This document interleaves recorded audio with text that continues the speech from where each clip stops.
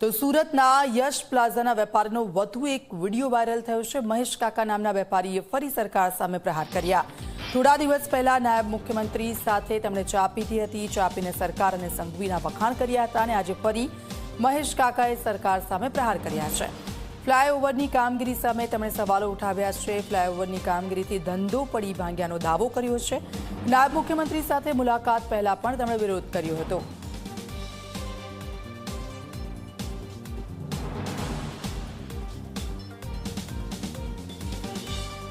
આ પહેલા પણ તેઓ વિરોધ કરી ચૂક્યા છે અને પછી તેમણે પલટી મારી દીધી હતી અને સારી સારી વાતો કહેવા લાગ્યા હતા। હર્ષ સંઘવી સાથે ચા પીને ફરી એકવાર તેમનો આ વિડીયો સામે આવ્યો છે અને આજે કામગીરી ચાલી રહી છે તેને લઈને તેમણે સવાલો ઊભા કર્યા છે। આજરોજ તારીખ 12/7/2026 આજે સ્થળ છે એ છે યશ પ્લાઝા કોમ્પ્લેક્સ, જ્યાં અમારા લોકોનો ધંધો રોજગાર, અમારી જિંદગીભરની કમાણી, આ સિપ્કો કંપની, સુરત મ્યુનિસિપલ કોર્પોરેશનના ભ્રષ્ટ અધિકારીઓ અને જીએચવી કંપની જેમને સિપ્કોએ કોન્ટ્રાક્ટ આપેલો છે એમને હિસાબે અમારી દુકાનો ડૂબી છે। આજે અહીંયા રસ્તો બંધ કરીને બેઠા હતા, રસ્તો પાછો ખોલાવડાવેલો છે। એ લોકોને કટકી ગાળો દીધી, પણ આ ભ્રષ્ટ અધિકારીઓને કંઈ પડી જ નથી। અહીંયા અત્યારે એ લોકોએ સ્લેબનું કામ ચાલુ કર્યું છે। જ્યારે અહીંયા લોકો બધા સફાઈ કરી રહ્યા છે ત્યારે એ લોકોના સ્લેબનું પાણી પાછું અમારી પ્રિમાઇસીસમાં આવે છે। હાલ ડેપ્યુટી કલેક્ટરને ફોન કરીને જાણ કરી કામ રોકાવેલું છે, પરંતુ વારંવાર અમારે વેપારીઓને રોડ ઉપર ઉતરીને ઝઘડા જ કરવાના છે। કડક શબ્દમાં કહેવાનું કે શા માટે તમે આ સિટકો કંપનીને અને જીએચવીના ભ્રષ્ટ કોન્ટ્રાક્ટરને જેલમાં નથી ઘુસાડતા? તમારા મામા માસીના છે? શા માટે તમે આવું કરો છો? અમને મારી નાખો, અમારે કામ ધંધો કરવાનો કે આની પાછળ રોજ ઉઠીને ઝઘડા કરવાના? શા માટે તમે નથી કરતા? એ લોકોને આજને જેલમાં ઘાલો, તો જ આ લોકોને ભાન થશે।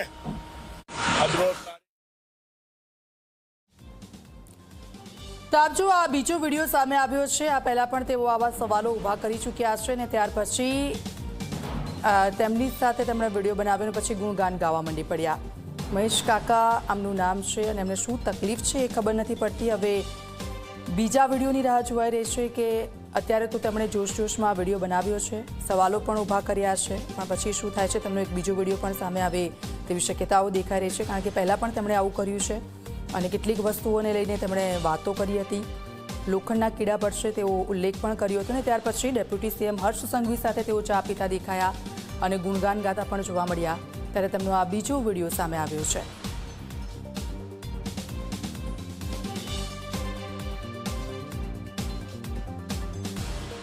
7/7/2026 રોજ સુરત શહેરમાં જે વિનાશક સ્થિતિ ઊભી થઈ છે પાણીના હિસાબે, અને હું ખુદ મારી પર્સનલ વાત કરું, મારા ઘણા વિડીયો ગઈકાલે મીડિયામાં વાયરલ થયા હતા, બરાબર, અને ઉગ્રતામાં મેં ઘણું બધું કીધું છે અને હજુ ભાઈ હું કહીશ કામ નહીં થાય તો, પણ આજે મારા માટે ખુશીની વાત છે કે ગુજરાત રાજ્યના ગૃહમંત્રી અને ગુજરાત રાજ્યના ડેપ્યુટી સીએમ સાહેબ મારી ઓફિસની મુલાકાતે અને મારા કોમ્પ્લેક્સના અને મારા આજુબાજુના વિસ્તારના મુલાકાતે આવેલા છે અને ખરેખર એમણે દિલથી અમને લોકોને અમારી દરેક વાત સાંભળી છે। આજે સત્ય છે એ કહું છું, બરાબર, કોઈ આમાં વખાણ કરવાવાળી વાત નથી।